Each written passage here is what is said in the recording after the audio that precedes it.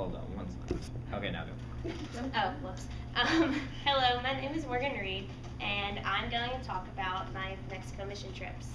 I've been going to Mexico with my youth group in the month of June for about 4 years now. This year will be my 5th, and we always go in the month of June in about the first week. And we go to 2 places on this trip, but our first place is the City of Children.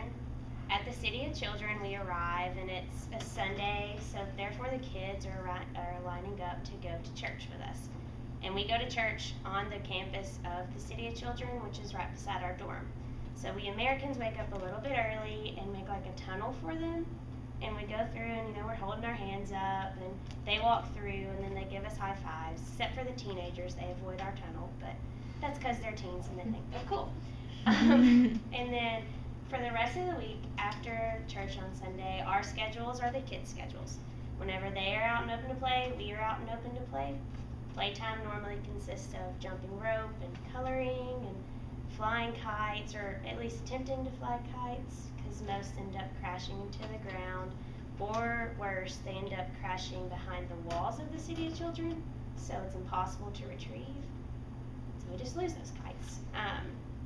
Then after that, we end up forming really good bonds with the kids, because about the second playtime you realize what kids you connect more with. And for me and my family, we connected with Natalia the most. She is a very smart and beautiful girl. She's 15 now, and her parents treated her and her 5 siblings terribly. They would beat them, and they were drug addicts, and they eventually left them and deserted them on the street. And then the DIF, which is the Mexican government there, they saw them on the street and found out that their parents had left them. So they decided on which home would be best for them, and they decided on the City of Children.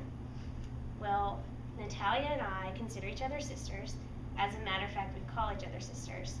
And I'm so grateful that the City of Children has allowed her to come into my life. On the last day at the City of Children, we go to the Baja Olympics, which is just a thing that my church has made up for them. It's basically just like the Olympics, but we have 4 teams.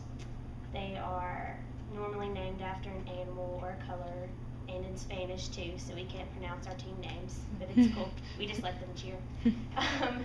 And they compete against each other in different teams.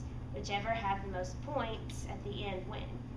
And they love this. They look forward to it every time we come down. After that, we say our goodbyes, which is very sad because we have to tuck them into bed, and it's just practically the saddest thing you can ever think of.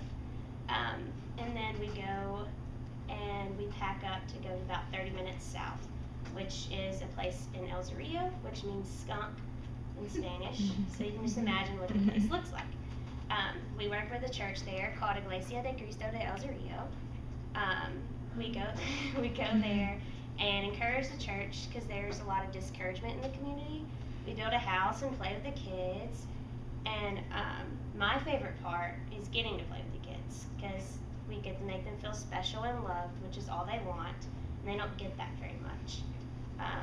I hope that y'all enjoyed my speech, and I know they hold a big place in my heart, and I hope they hold a little place in y'all's heart now too. Thank you.